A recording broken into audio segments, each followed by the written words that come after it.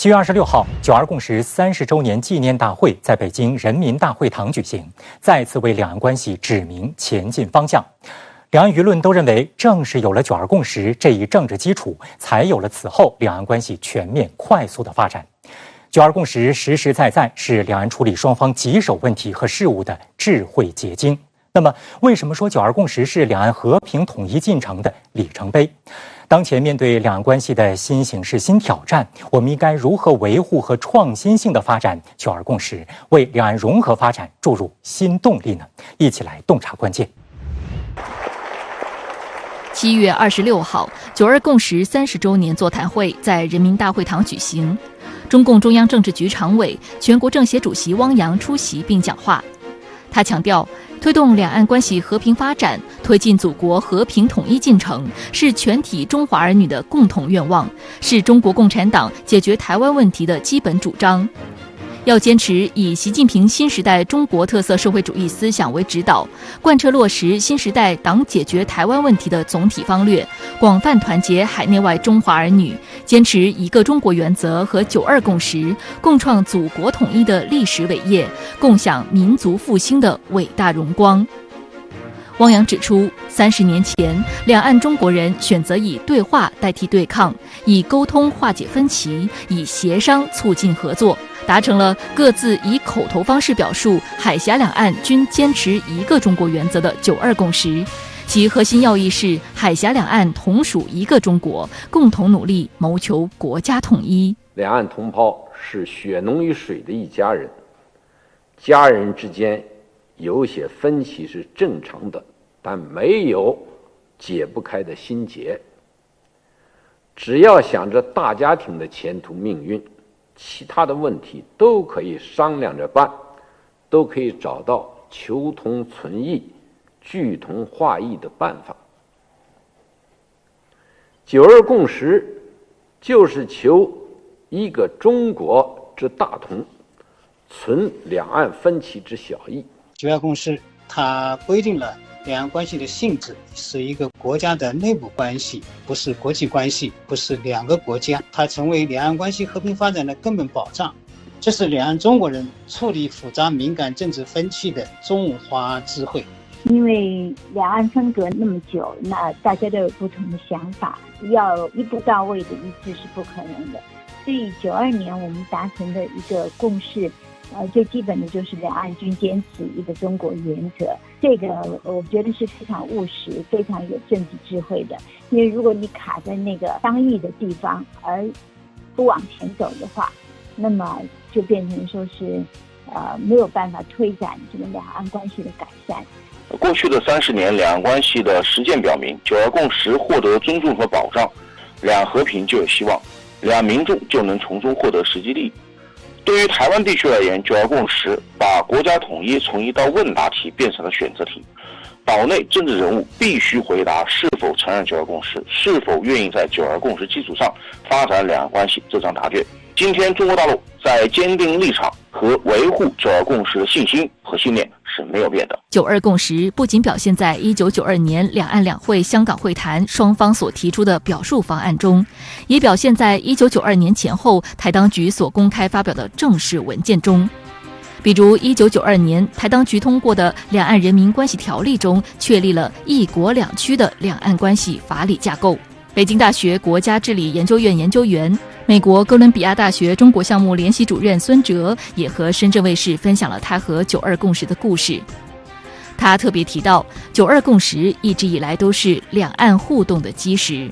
提出9·2共识的苏启先生呢，他本人也是毕业于哥伦比亚大学获得过政治学博士，我跟他是同一个导师，所以我见了他很多次面两个人也聊起9·2共识。我们是一同见识了从9·2共识发表到现在两岸领导人在2015年在新加坡实现了直接的会晤。我在那前一天呢，我是在台北见了马先生，我当时跟他开玩笑，我跟他说，你握的下一双大陆人的手就是我们习主席的手然后他就哈哈大笑，所以我就对当时对这个两岸关系充满希望。其实马英九曾多次肯定9·2共识的重要意义。在他看来，两岸中国人是不是以和平的方式完成统一，关键就在9·2共识。他在回忆录中也专列一章回顾了习马会，认为两位领导人一起确认9·2共识为两岸的共同政治基础，这点非常重要。在后来习马会纪念活动中，就有台媒呼吁勿忘习马会历史定位，勿丢9·2共识互信基础。张志军会长提到了习马会，习马会在两岸交流史上应该是一个里程碑式的事件。那我们来看一看习马会为什么能够成功。首先，第一，它的政治基础就是9·2共识，而它的实践基础就是08年后两岸在9·2共识基础上形成了两岸关系和平发展的新局面。可以说，正是有9·2共识，两岸才能够形成习马会，才能够把两岸的交流互动推升到一个新的高度。在座谈会上，汪洋也重申，我们愿意以最大诚意、尽最大努力争取和平统一的前景，愿在一个中国原则基础上，同台湾各党派、团体和人士就两岸政治问题和推进祖国和平统一进程的有关问题开展对话沟通、民主协商。同时，他还呼吁广大台胞要深刻认识统一有好处，台独是绝路，外人靠不住的道理，做堂堂正正的中国人。这也引发了两岸普遍的情感共鸣。做堂堂正正的中国人呢，这种主张呢，这种自我期许呢，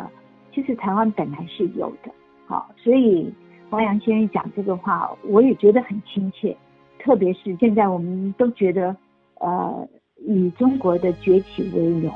其实两岸文字相通啊，语言相通，然后历史也是有共同的，文化也是共同的。如果不去挑拨刻意的这种扭曲的话，其实台湾人的中国认同，它是可以慢慢恢复、慢慢建立起来的。其实汪洋的呼吁也是回应岛内的民心。去年12月，已是81岁高龄的新党创始人郁慕明在两岸新媒体发展论坛上登台讲话，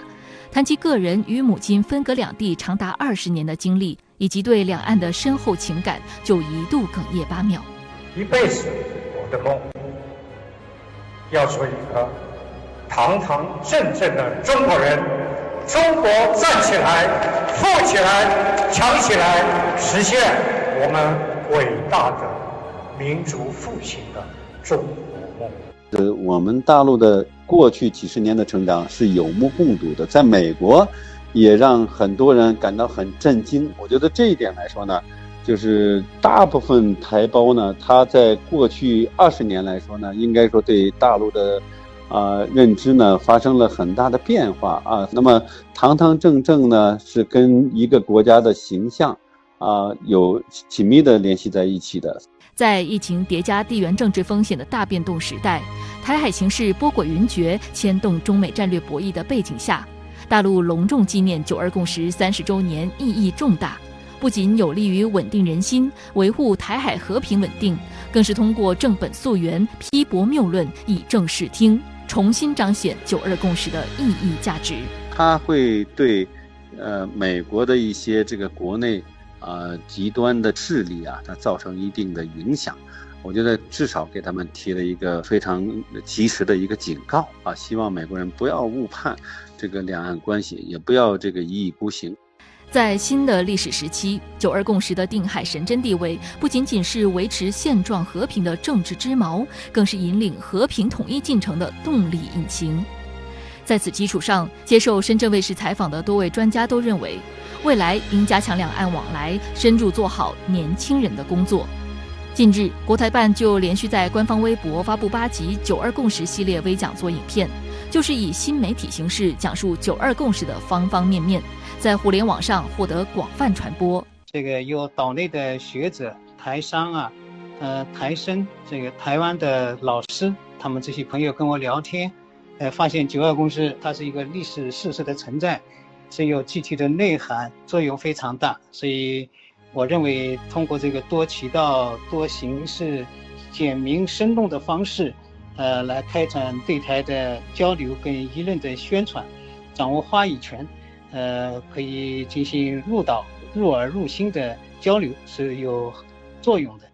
今年是两岸两会香港会谈30周年，九二共识30周年纪念大会周二在北京人民大会堂举行。全国政协主席汪洋、国台办主任刘结一等官员出席，有着怎样的重大意义呢？我们再一次强调九二共识，澄清各种误解，正本清源，有利于我们争取民众，扩大群众基础。在当前两岸关系发展的十字路口，在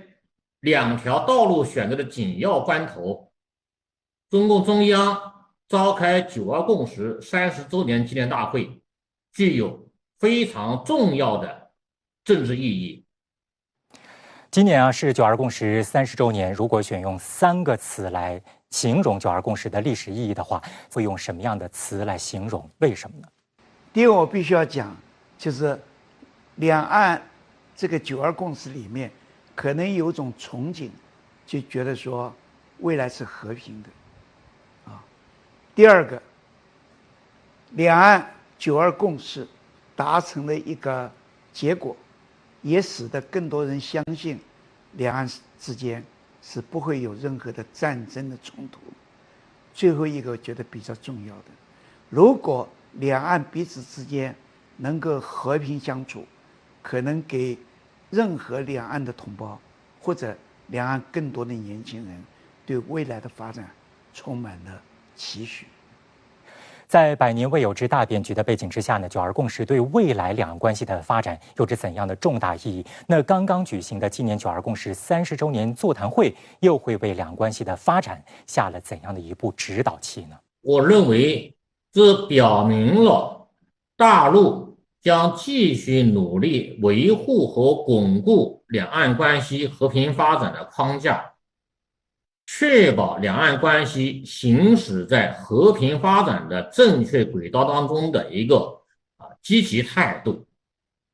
这种积极态度为实现祖国完全统一创造条件，并准备和夯实和平统一的一个基础。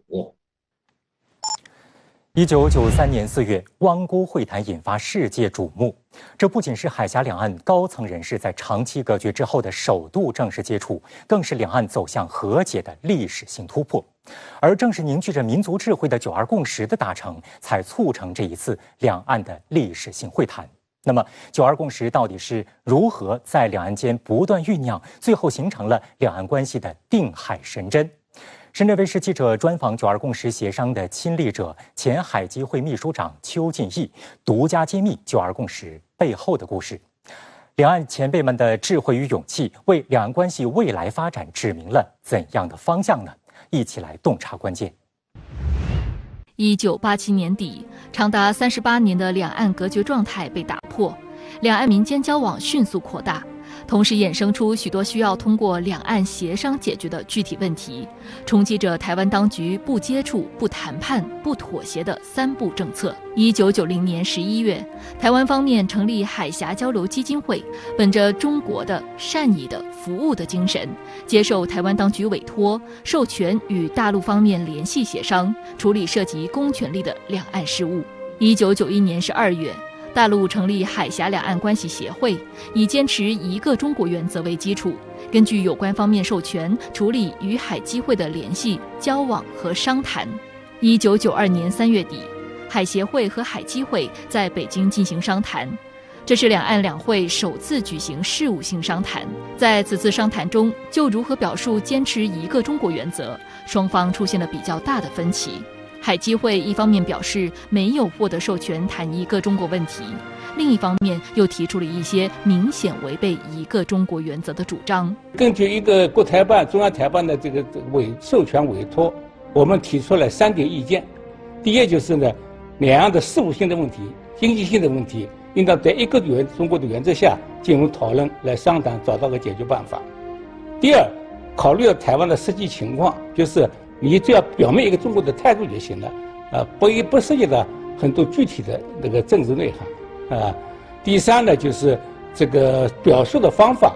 我们可以讨论。海协会上述合理主张在岛内引发热烈反响。当年8月1号，当时的台湾国统会做出关于一个中国的含义的决议，明确表达了坚持一个中国原则的态度。海协会副会长周宁时任海协会咨询部副主任、香港商谈海协会主谈代表。他回忆说，海协会所提表述方案之一为，在海峡两岸共同努力谋求国家统一的过程中，双方均坚持一个中国之原则，对两岸公证文书使用或其他商谈事务加以妥善解决。海基会所提表述方案之一是，在海峡两岸共同努力谋求国家统一的过程中，双方虽均坚持一个中国的原则，但对于一个中国的含义认知各有不同，并建议在彼此可以接受的范围内，各自以口头方式说明立场。这充分证明9·2共识是求同存异的典范，蕴含非常高明的政治智慧。求同就是双方都表明了坚持一个中国原则、谋求国家统一的态度，这构成了达成共识的基础和实质内容。存异就是不涉及一时还无法解决的对一个中国政治含义的不同看法，留待以后有可能解决时再解决。求同存异，首先要有同，然后在同的基础上才可能存异。如果没有同，存异也就不存在了。可以说，这是两岸双方经平等协商而来的宝贵交往空间，也是大陆对台湾最大的善意和包容。9人有个精神在那里，9人的精神是什么？具体的讲，就是求同存异，各自尊异，实事求是。我们有同有异，对不对？但是我们同的有一边，异的把它放起来，我们实事求是的两个怎么样解决问题吧。周宁还强调，这口头表述方案当时由海基会人员逐字逐句念出，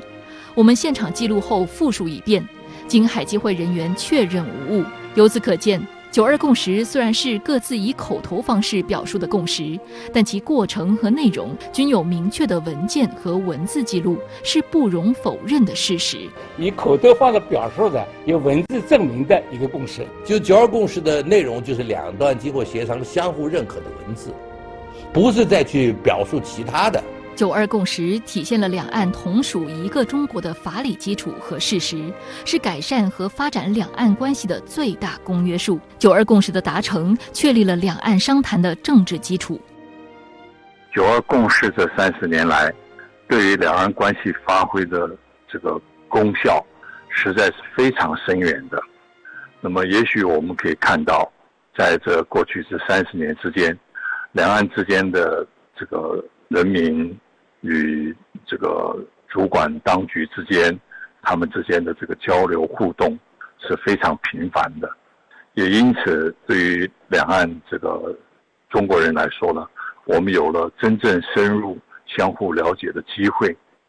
如果没有9·2共识，我不客气地说，两岸的安全都是始终处在一种紧张的局面之下。在9·2共识的基础上，1993年4月，时任台湾海基会秘书长的邱进益来到北京，与时任大陆海协会常务副会长唐树倍进行了汪辜会谈的预备性磋商。在今年9·2共识30周年之际，深圳卫视在台湾专访了邱进益。时隔30年，邱老回忆起当时，依旧是激动不已。那么那个时候，我因为奉命呢，就到海基会就出任这个副董事长兼秘书长，主要就是去筹划公安会谈。那么公安会谈当时就设计就是说，要会谈之前现在有个预备会议，谈什么，什么人谈，谈哪些问题，谈了以后怎么办，诸如此类的，必须要把这个问题解决。所以当时就决定，我们先去召开一次公安会谈的预备会议，第一次，两岸好不容易经过官方授权，这么高层次的一个谈判，如果你把谈判搞砸掉了，那以后两岸关系不会发展。所以这是关键性的一次会议。所以以后两岸关系的发展是不是有很大的可能性，大概是这一次的。1993年4月27号，时任海峡两岸关系协会会长汪道涵与海峡交流基金会董事长辜振甫以及18位两岸代表缓缓步入会场。两位老先生隔着会议桌，面带微笑，向对方郑重地伸出了右手，紧紧地握在一块儿。他们的手刚放开，现场的200多名记者就喊起来：“再握一次，再握一次！”当时2个代表团一进去，全会场200多个记者对着这照相机对着双方代表团要去握手了。当然2个团长起来就握手了。可是你握手的，我左边握的时候，这个右边的记者就不行，我看不到嘛，所以来来回回前后握了4次手，那么才坐下来才聊天。所以这个也是，谈判场合里头这种的握手的方式跟次数也是很少的，几乎是很少有的。然后比方说，他们后来这签署4个协议了，那么好，开始的时候往往还在右边，顾政部在左边。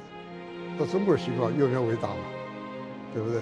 那你老是这个坐在右边，都你以你为大，那不对等的吧？所以我说跟陶志飞签协议以后，说是2个协议签完以后换位置，好，变得我们贡献在右边。所以这样子，这个当场这个签字的时候，200多个记者哄堂大笑，坐下去签字就坐下去了嘛。只有这一次例外，2个交换座位。在当晚的欢迎宴会上，时任海协会会长汪道涵在宴请菜单上写道：“佳肴佳会，手足之情。”时任海基会会长辜振甫则在同一张菜单上回应：“但知春已发，谁识岁寒心。”一般的媒体也好，一般的民众也好，都认为是一种历史性的一个成功的会谈。那么这个会谈赢得两岸领导人公开的表示肯定，所以这是很不容易的为两岸之间建了一个非常好的一个桥梁。所以孤汪会谈的意义是什么？孤汪会谈的意义是使得两岸关系从从前的对抗进入了和解的一个新时代。2008年，马英九就任台湾地区领导人，同意以9·2共识作为两岸交流的基础，两岸关系出现历史性进展。2008年至2016年间，海协会与台湾海基会举行了11次领导人会谈，签署了23项协议，达成系列共识。双方两岸事务主管部门建立联系沟通机制，部门负责人实现互访。2015年11月7号，两岸领导人实现历史性会晤，在两岸关系发展进程中具有里程碑意义。岛内知名视频博主高雄历史哥李义修对此就深有感受。他告诉深圳卫视，在马英九政府时期，在坚持9·2共识的政治基础上，两岸交流日益频繁，两岸人民由于交流也更加文化相通。所以当时陆生来台嘛，那我自己玩的是这个布袋戏社团，是一种台湾传统的戏曲，就玩这个布袋戏。既然有云南的姑娘来参加我们社团，她一句这个台语都不会讲，可是呢，她玩得好高兴哦。那为什么这样？因为当时大家是友好的，那大家也因为这个交换，大家就还相约好以后还要联系。除此以外，李义修清楚记得，马英九时期两岸经贸合作密切，岛内百姓也从中获益匪浅。过去这个两岸很这个友好的时候，那这个像我们就有一个我妈妈她的朋友，她是卖那个水果的，哇，那每年那个陆客一车一车来，那个水果赚了一栋这个别墅啊，那还存了很多钱。现在呢，这个做小生意还得果嘛，可是那落差就非常大了因为那时候热络的情况跟现在完全今非昔比啊。现在那个后来两岸情势开始不好，他就直接把店就收掉，而这水果也不卖了。今天假如说大陆说真是要跟你切断关系了，那对我们经济的伤害很大嘛，这是一个现实的问题，也不是一个口号的问题吧。要解决台湾老百姓的生存，解决台湾老百姓的安全福祉的问题。9·2共识本身，它是一个非常庞大的体系，经过这么多年的发展，它有它的本体论的层次，有它的方法论的层次。它的本体论层次就是一个中国原则，而它的方法论层次就是两岸这样一种运用中国人的智慧去进行平等的协商，进行最大限度的去求同存异、聚同化异。我们和台湾方面的学者交流的时候呢，也充分地感受到，双方在谈9·2共识时，尽管是有着不同的观点，有着观察不同的面向，但是对于基本的问题，我们还是有比较一致的一些看法的。所以呢，九二共识在两岸关系之下，它不仅仅是一种政治主张，而且呢，也为两岸交流提供一种基本的工具和方法论。九二共识它不是一个名词符号，也不是文字游戏，它体现了两岸同属一个中国的法理基础和事实，是改善和发展两岸关系的最大公约数。谢老师，您是怎么来解读的？它既是尊重历史，也尊重了两岸的政治现实。我们知道，从1949年到现在，海峡两岸的现有的状态，它是49年以前国共内战延续下来的政治对立。49年到今天，海峡两岸没有最后完成统一，但并不意味着主权的分裂，只是这种政治对立没有结束。那么未来两岸的统一不是主权和领土的再造，只是结束这种政治对立。所以从1949年到今天，我们看到海峡两岸的它的法律的架构和一些相关的规定都是符合九二共识所表明的这个两岸同属一中的，也就是在一个中国的屋顶下的两个地区，应该是这样一个政治定位的。所以我觉得九二共识它非常好的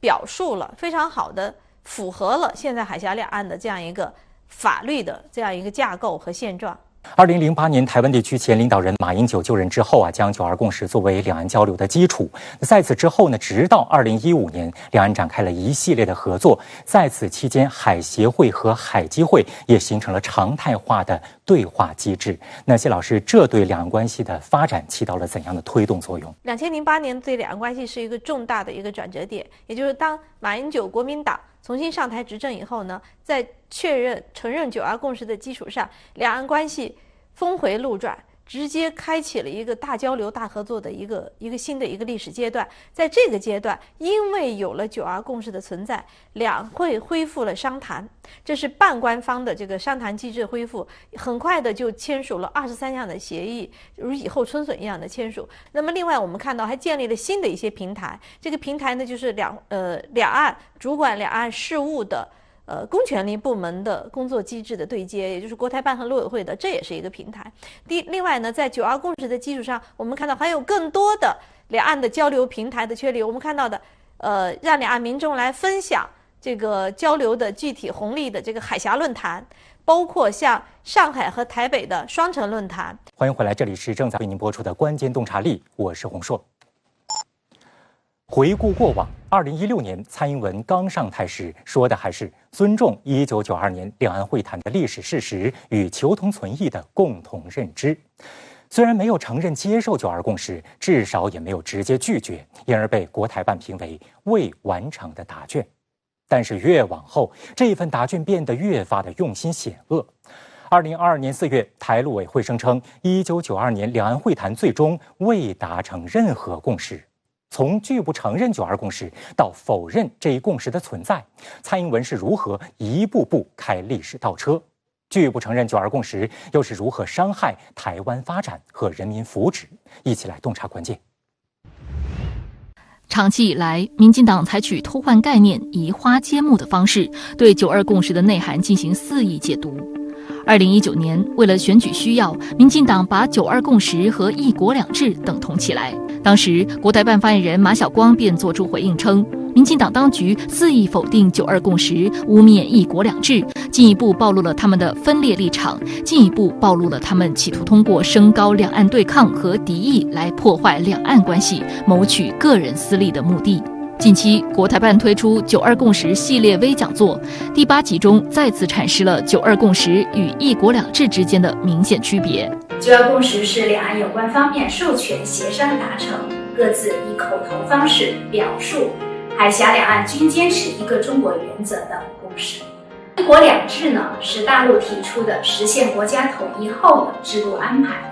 今年4月，陆委会更声称，1992年两岸会谈最终未达成任何共识。但事实是，一直以来，大陆对九二共识的解释一以贯之，从未改变。民进党当局这一操作背后的政治图谋，部分岛内民众早已看破。岛内知名视频博主高雄历史哥李义修接受深圳卫视记者专访时就表示，民进党当局拒不承认九二共识，是为了实现自己的台独图谋。在民进党的执政之下的，因为他们长期以来，民进党是有所谓的台独党纲跟这个台独的追求，所以在不能达成所谓的法理台独之前，那在前置的步骤，9·2共识必然是成为这个台独很大的一个障碍。所以在这个方面，他一定会把它拿掉。所以为什么一般老百姓很难理解？很简单嘛，因为对于9·2共识这个本质，你就去路上随便问就好了。你看有几个人？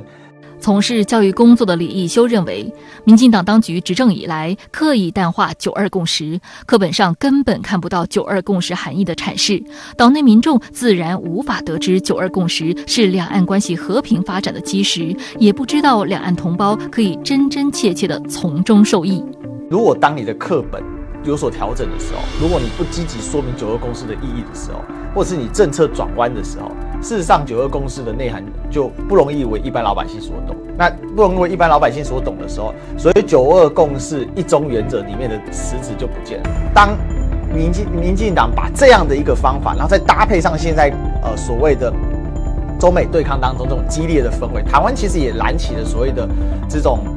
这个反中的一种民粹嘛，它自然而然9·2共识就更难去说明它的内涵。李义修还提到，擅长舆论宣传的民进党当局充分利用媒体污名化9·2共识，将9·2共识与抗中保台划等号，渐渐地让岛内民众对9·2共识谈虎色变。其实传媒就是一个很大的力量，民进党就是要把它讲成说，只要讲9·2共识，其实就是台湾不保嘛，讲白了是这样，他把它做连结。他不去解释那内涵，不去解释那个时空背景，不去解释那历史，我媒体大量的包围，然后用各种的方式，用浅显粗暴的语言，因为讲真的讲喊口号是最快的。蔡英文曾提出9·2共识只是国共两党的共识，认为9·2共识只是特定政党的共识，在台湾地区政党轮替之后，民进党当然可以堂而皇之地否定它。但从根本上而言，9·2共识实质内涵是坚持一个中国原则，符合两岸人民共同的历史记忆、文化联系和血缘关系，也最符合两岸人民求和平、谋发展的共同心愿，是最有利于两岸人民的共识。还有一些台湾岛内政客降低了9·2共识的政治意义，把9·2共识降格为台湾地区相关规定的政治表达。而民进党过去的几张神主牌啊，像所谓的这个环保议题，像所谓的反核议题，那么现在看来呢，可能都是一个幌子啊。所以民进党现在能够在台湾去巩固它的所谓的基本盘的，就是所谓的台独啊。因此呢，在这个方面，蔡英文民进党会把台独这个话题作为岛内最主要的一个政治议题去进行炒作，来换取他所谓的选票力和政治力。未来的2年，民进党蔡英文将面临到2场比较大的所谓的岛内的选举，在这个时候，他只有不断的去挑动民粹，不断的去把台独这样一个话题炒热，才能为民进党去换取更多的选票和选举力。因此，在这样一个背景下，你就可以去理解为什么民进党蔡英文要一再去否定、歪曲、污名化9·2共识了。在民进党的一系列政治操纵下，台湾民众的生活却越发艰难。高雄市民黄婷婷曾接受深圳卫视记者采访，控诉民进党当局执政后不顾岛内民众福祉，拒不承认9·2共识，导致岛内经济雪上加霜。为什么我们台湾人会说民进党很多肥猫？你看我们台湾蔡政府，他们这个政府里面有几个官员这样子肥肥胖胖的，那台湾市民苦哈哈，真的苦哈哈，真的是把人民当成笨蛋这样子在骗吗？真的你们很可恶，很可恶，很可恶啊！你一直挑衅对岸，只是让台湾人民过得更苦而已啊！蔡政府根本就没有在帮台湾拼经济啊！那我这个朋友他在花莲开民宿的，不止他受到影响，他旁边周在卖那个特产的啊，然后饭店的啊，倒的倒啦，然后关的关啊，陆客不来，又包括疫情冲击之下，真的啊，台湾真的现在很惨很惨，惨到一个不行啊！但是，民进党当局为了掩盖事实真相，在台独道路上越走越远，甚至不惜本末倒置，声称是大陆需要台湾，而不是台湾需要大陆。这个9·2共识最大的影响是发生在台湾本身，而不是发生在对岸。就是什么是台湾本身呢？第一个，两岸这个机会，就是两岸这种互动机会的减少，事实上对台湾本身是减损的，这个因为它会影响到你的经济、工作各种机会嘛。可是这些相应代价，民进党是不会告诉你的。实际上，大陆一直强调9·2共识在两岸关系中的重要作用，也曾告诫民进党当局，如果9·2共识遭到破坏，将会出现基础不牢、地动山摇的局面。对此，高雄历史哥李义修也深有感触。对民进党来讲，他也很清楚，如果说完全的推翻所谓的9·2共识的所有实质内涵的话，那这两岸就没戏唱，要么战争，要么就完全断绝。那可是不可能嘛！台湾有这么多厂商在这个中国大陆有投资，有这么多的人，我们只有100-200万的台湾人在中国大陆工作。别的不说，我自己的同学啊，就有娶了西安姑娘，就定居在西安的，就不回来了。那民进党也知道这个问题嘛，所以他在处理这个当中呢，他还是要保留那个机会，因为一旦真的完全断绝，那台湾就挂掉了嘛。除了蒙蔽岛内民众，在国际上，民进党当局背离联大决议及国际社会共识，妄图依靠美国支持，在国际空间制造2个中国或一中一台的分裂事实，从根本上破坏1个中国原则。需要警惕的是，美国会一小撮政客通过各种涉台法案支持台湾国际化，策动盟友挺台，模糊1个中国的国际认知，还多次派出议员窜访台湾，对台释放错误信息。前海峡两岸关系协会副会长、全国台湾研究会副会长王在熙近日接受媒体采访时就谈到，要警惕美国在台湾问题上实行的3化政策，即台湾问题国际化、一中政策空心化、美台关系半官方化。美国不仅自己干涉中国台湾问题，而且拉拢其盟友一起来干预台湾问题。在美国主导下，北约已经把中国列为安全威胁，对台海和平稳定表示关注。王在熙认为，对于美国来说，台湾是筹码，美方考虑的是怎样把筹码价值最大化，但一味的以美谋独，蔡英文并没有换来自己想要的。自蔡英文上台以来，包括圣多美和普林西比、巴拿马、多米尼加等8个国家接连与台湾断绝关系。除此以外，马英九执政时期，台当局从2009年至2016年连续8年参加世卫大会，主要是因为当时执政的国民党马英九当局坚持9·2共识，两岸关系大幅改善。但自2016年民进党上台后，拒不承认9·2共识，破坏两岸政治基础，导致两岸联系沟通机制停摆。蔡英文当局上台至今6年，也没有获得一次通关钥匙。台湾中时新闻网今年5月22号刊登题为《美国力挺，为何台湾还是挤不进世卫大会》的文章。文章称，第75届世卫大会在瑞士日内瓦召开，就算美国总统和国务卿都立法发话了，台湾最后仍被拒于门外，又吃了一次闭门羹。文章表示，蔡当局自2017年台湾在世卫大会就再也不得其门而入，就因为没了9·2共识。现在民进党执政，他并不承认9·2共识，所以台湾在中美议题当中，它只剩下单边的思考，也就是完全的以美国的政策为政策，所以这才是实质导致说，这个所谓台湾国际空间的限缩啦，两岸的这个交流当中呢，其实变成你的这个在台湾的机会变少了，因为你把你很多这边切这边切这边切，哪怕是8爪章鱼你8只脚都切断，你也没脚了。9·2共识实际上是给台湾地区和台湾同胞一个最大的保护伞和最大稳定的预期。如果否定9·2共识，被台独的政客迷惑了这个被台独分裂势力裹挟了，或者被境外势力所裹挟了，甚至挟洋自重与境外势力勾结起来去对抗9·2共识，去否定国家统一去继续的鼓噪台独，甚至在台独问题上实质性的做出一些举措那么我们的反分裂国家法已经明确规定了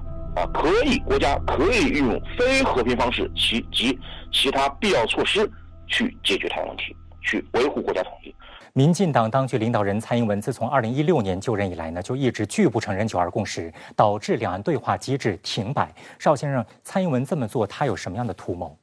蔡英文他作为这个继任马英九这个领导人这个职务之后，他非常清楚，如果他继续采取马英九过去所采取的这种的两岸和睦的这种策略，也就是变成了蔡英文在两岸关系这个领域上面，他不可能有所突破。另外一点呢，也是个现实的问题，蔡英文的支持者可能对于马英九过去8年所采取的这种9·2共识作为主体的这种两岸关系的这种基础，并不是十分的满意。蔡英文实际上他已经排除了9·2共识作为两岸关系一个可以继续这种延伸的这种的基础，所以一直到现在为止，我们看到蔡英文在两岸关系上面，他几乎是得不到任何稳定的这种结果。就9·2共识的它的核心意涵就是海峡两岸同属一个中国，这两岸同属一中的这样一个核心意涵，它跟民进党的它本身的这个政党的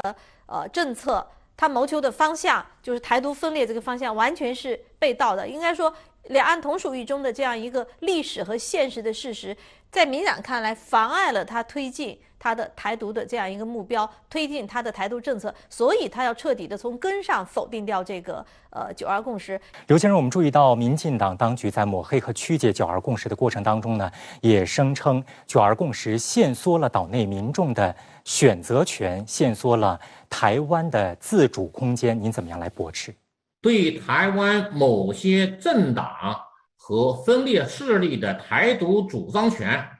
我们是一定要限制的，要遏制的。除此之外，9·2共识对台湾的公共管理、经济发展、社会生活只有积极作用，没有消极影响。我们再三说，我们愿意率先让台湾同胞分享我们的发展机遇，而且会力度比其他的国家或地区更大。有了9·2共识，台湾的发展空间更大，发展速度会更快。今年是9·2共识达成30周年，中央领导人对于两岸发展提出了新的希望与要求，岛内不少有识之士也对两岸关系的改善表达了深切的期盼。那么未来两岸能够如何在一个中国的框架之下继续的加深合作，能够在哪些方面发力呢？要坚决打击和遏制台独分子的嚣张气焰。第二，我们要坚持贯彻寄希望于台湾人民的方针，持续推进两岸关系和平发展、融合发展的进程。两岸关系越是紧张，越要开展交流，要让越来越多的台湾同胞参与到两岸关系和平发展进程中来。第三，要在发展中实现国家统一。打铁还需自身硬，当我们的硬实力、软实力越来越强大，我们主导两岸关系发展的能力就会越来越强，支持9·2共识的力量也会越来越大，国家统一进程也就会越来越快。我觉得两岸有很多可为的空间。首先呢，在两岸推进两岸交流和融合发展的上面，大陆应该持续的推出这个两岸同等待遇，进一步的深化和促进两岸进一步的融合的发展。那么第二，搭建更多的平台，让台湾岛内无论是这些社团、政党民间力量或者政党的力量，或者是那个坚持9·2共识的人士，积极的在两岸交流中发挥它的作用，发挥它的这种引领和标杆性的作用，展示在9·2共识基础上的两岸交流的这种畅通。